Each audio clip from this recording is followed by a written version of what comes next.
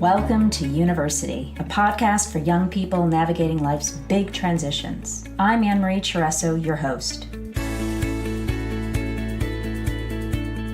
On University, you'll hear stories from college students, you'll get tips from experts, and occasionally you'll hear from a parent's perspective on how to manage this time of change in your life consciously.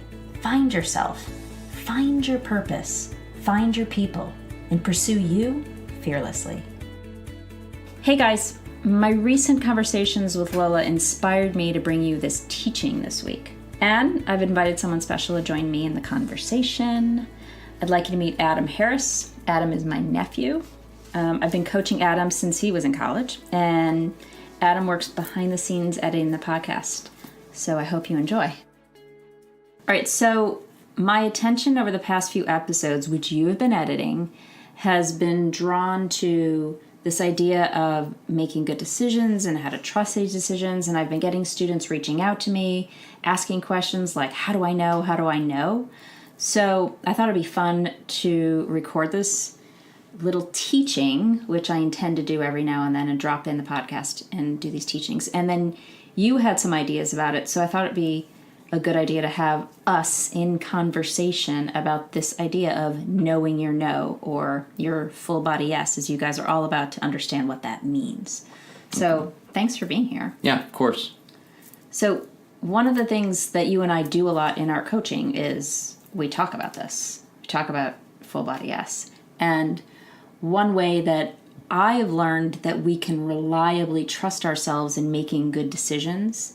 And what I mean about good decisions is decisions that are most aligned with our well-being, right? Like, you know, there's not this world of good and bad or judgment, but just decisions that are most aligned with what brings us alive, what makes us happy. Mm-hmm. And that is this idea of listening to something called our full body yes. So I've said this to you before, and this is something that we've talked about a lot. Like, what is the full body yes? And what decisions? Like, any decision? Any decision, like literally any decision you're making, big or small. So my suggestion is, we'll go into what a full body yes is in a second, but my suggestion is that you start small, like small decisions like, what should I have for dinner? Or should I, watch this show or do my homework? Or should I go to bed now? Or like even just little tiny decisions, because we're making decisions all day long. And we've become so programmed into doing that we don't check in with ourselves to check in whether or not that decision is the right decision or wrong decision. And so your contention is that a lot of decisions are not made from a full body yes point of view? My experience is most people are making decisions unconsciously. They're then not aware. It's not a full body yes. That most people are not making full body yes decisions. So let me describe what a full body yes is. Mm-hmm. So it's super simple, and I love this concept because all it means is paying attention to our body. So, as I've said to you before, we're all made up of energy, and energy is always moving through our body, and it's talking to us. So we've been conditioned to not listen to that voice, not listen to our body. And then we busy ourselves away from that knowing, that compass. Our body's really a compass.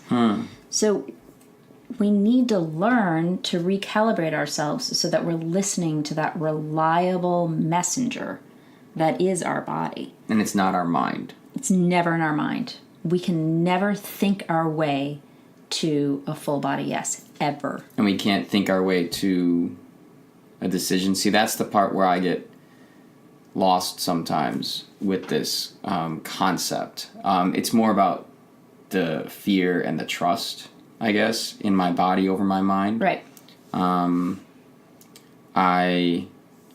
Fear gets in the way, emotion gets in the way. Yep. And then it all feels jumbled up and confused. So your head gets in the way.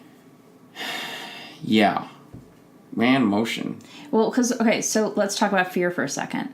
there's two ways of being, right? In a state of fear or a state of trust. So when you're in a state of fear, your body's constricted. So fear happens, it occurs. Fear can occur that fear is of service, and fear can occur that's not of service. The fear that's not of service is when you start getting in your head and imagining possible outcomes or imagining things that might happen as a result of something. Versus the intuitive fear, the fear that comes as an energy through your body that we want to learn to pay attention to, is a fear that's of service. That's the fear that says, don't walk down that dark alley by yourself, or don't go to that party, or don't hang out with that person. It's instinctive and present. Yes. And the other fear is in the future. The other fear is... The other fear is in the head, yes. It's in the head, but you're saying it's coming from things that you're... outcomes. You're imagining. You're imagining. So that's out in the future. And so you're making decisions based on made-up scenarios out in the future. Let's use an example. Okay. So let's use Olivia, who's on our podcast episode 10, and she had the full ride scholarship and then not the full ride scholarship. Right. So one of her fears could have been, I can't possibly not accept this full ride scholarship because how am I going to pay off that debt, and what if I don't get a job, and what if I don't succeed as a musician, and what if and the what if and the what if, right? So her fear in her head around potentially not taking that scholarship would have kept her from doing what she most wants to do, what's keeping her most alive. Or the same thing with Trey, where Trey talks about leaving schools. Like, he knew immediately, 2 weeks in, this isn't the right place for me. He didn't start going in, well, what if I'm making the wrong decision, or what if this is the right place for me, or I have this great opportunity here, why would I blow it? When your head starts getting in the way and second guessing your gut, that's when you're denying your full body yes. And so, like, instead of making up, like, Trey could have, if I'm Olivia is got a full ride in front of her to a very, very nice, awesome, prestigious school. Yep. And then the other one is going to New York and taking out a bunch of debt to go to a very specific program to get into a very specific industry which is really hard to get into. You know, odds are, numbers wise, you're not going to make it, right? Right. But just one felt better to her. So my question is, how do you get to the point where you're ready to make a decision? How do you know what your full body yes is without all that noise? Okay, good. So when we slow down just a little, we pay close attention and become aware of the body. First, we have to become aware of what's going on in the body, which most of us aren't. And then we become sort of our body becomes our personal message center, right? Then it's super easy to detect our full body yes because of the way the body feels. Mm-hmm. So you always have a full body yes when your body feels relaxed, it's at ease, it's in flow, it's light, there's not any tension. How do I know if I'm in that place? Well, you just know. You feel it. The opposite of that is there's constriction, there's tightness, there's resistance. I feel like I walk around the world like that all the time. Yeah, but most of us do. Yeah, right. And so how do I shift to... I don't know if I've made... Based on this, I don't know if I've ever made a full body yes decision. Right. And so and that's what you're learning. I mean, and that's what this is all about. It's about really identifying what your body's trying to tell you. That's the first thing. That's getting present. That's mindfulness. That's all these little practices that we do. That's the first thing you have to do. Just start paying attention. The challenge comes when you get a full body yes, like let's say Olivia again. She got a full body yes to go to NYU and forego the scholarship. But the head would say, that's the dumbest idea I've ever heard, as will so many people around her. So the challenge comes in listening to the full body yes and not denying it. And so many of us get those hits, those full body yes hits, and we deny it because our head gets in the way and says, no, that's not a good idea. Mm-hmm. That's a really bad idea. So once you start practicing this, it's like a sport. Then you just start to feel it. So you play baseball or softball. Mm-hmm. Like you don't think about how to hit the ball anymore. You just know how it feels, right? Or you don't think about how to like pick up the ball and throw it. You just know. Your body just knows. That's flow. The same thing happens in all areas of our life. It doesn't become a thinking exercise. It becomes a being. Like you're with the ball. You're with the bat. You're one with the bat. And it's the same with these kinds of decisions. So the key isn't, how do I shift? There isn't shifting that occurs. The key is trusting your body and listening to it and then acting based on that, even if it doesn't make sense to you. So it's trust. So Olivia just trusted, like, I'm just going to do this because I'm trusting my own intelligence more than I'm trusting logic or my fear. Is it like a feeling in your stomach? Is it like a feeling? It's different for everyone. And you just have to like get in touch with like, okay, I'm deciding to go to this college or join this fraternity or study this major or pursue this career. And so you get in touch with how you're feeling. So you think the thought.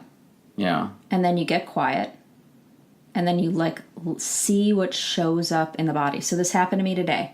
I was in a meeting and I had some feedback to give someone in the meeting.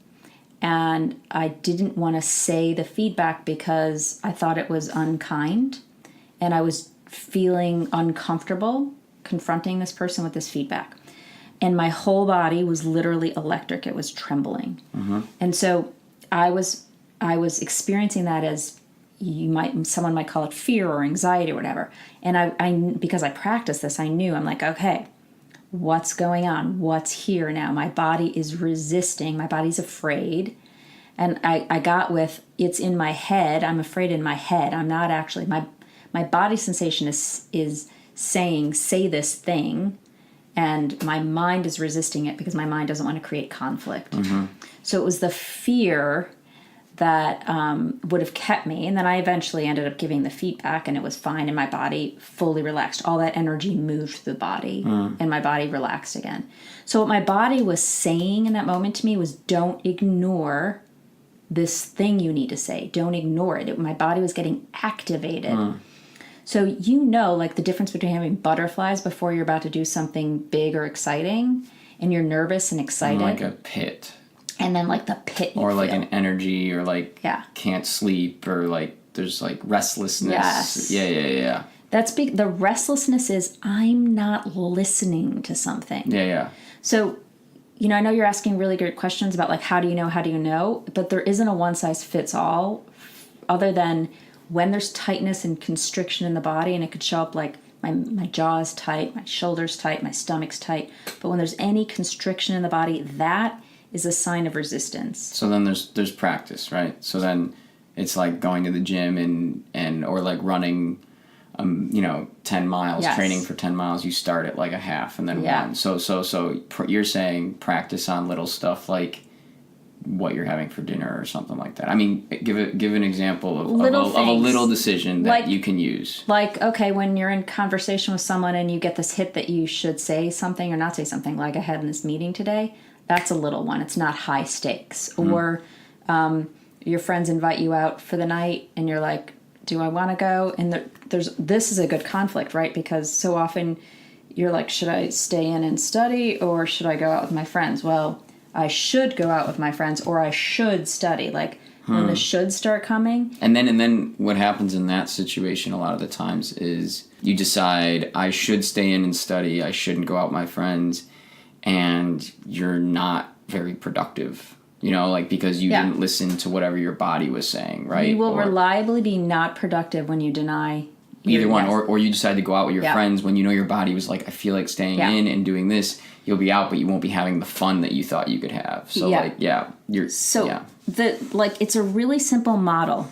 Body's light, body feels good. That's a yes. Body's tight, body's constricted, that's a no. It's a really simple model, but the challenge comes with our mind and our resistance to the truth of the yes and no. So that's what gets in the way. If you pay attention to like pets, like a dog or a cat will not go towards danger because they're just paying attention. They're not actually thinking these things through. So Often we have a clear no, but we resist it because our mind tells us it doesn't make sense, like in Olivia's case. The logical mind always wants to find logic. There's not always logic. It's not the way it actually works. So the conflict comes in the thinking mind and resisting what the body already knows, because the body always knows the truth. And it's not even the body knowing the truth. It's an energy that's going through the body. The energy is here to inform you. So if you pay attention, I've said this a minute ago, to our friends in nature, you're going to see how, like cats and dogs and animals, they model this really beautifully for us, because a dog or a cat or a wild animal, they back away, they withdraw when they sense danger, and they run towards the things that bring them joy and excitement. Every time Maggie walks in the door, she runs towards you. Maggie's our dog, and she and Adam have a huge love affair. So like she runs towards you. But I remember having a dog, and I had this German Shepherd years ago, and there was one person who the dog would like growl at and resist every time they came over, and it turned out to be quote unquote a bad guy. So like they are just trusting their energy. They're not in there going, gee, I shouldn't growl, that might be rude. They're just trusting their body has the answer. They're instinctively acting. Exactly right. So we have to start trusting our instincts a little bit more. So here's the challenge I want to offer everybody, and you, and me even. The next time you're faced with a decision, big or small, and I suggest you start small, slow down and check in and pay attention to what's going on in your body. Just start to learn to listen to your body. Like, get to know your body a little bit more and notice what your body's telling you by tuning into the sensations. And what I mean by sensations are like, what does my body feel like inside and outside? And begin to learn to trust yourself and your deep intuition and your knowing. In my experience, it's the most reliable guide in life. Thanks for listening to University. If you like what you heard, I would be absolutely thrilled for you to share with a friend, and equally grateful for you to rate and review on iTunes. It really helps. You can find more information and stay in touch over at university.u on Instagram or at University on Facebook and Twitter. I really hope to see you there. If you'd like support navigating the chaos and you're ready to create a more fulfilling life, I offer live weekly group coaching sessions every Thursday from 4 to 5 Central Time. It's a place to gather together, be seen and heard, reduce your stress, learn how to take back control of your life again. Give the first week a try for free and check it out. You can find out more at the link below or ping me on Facebook and Instagram for more.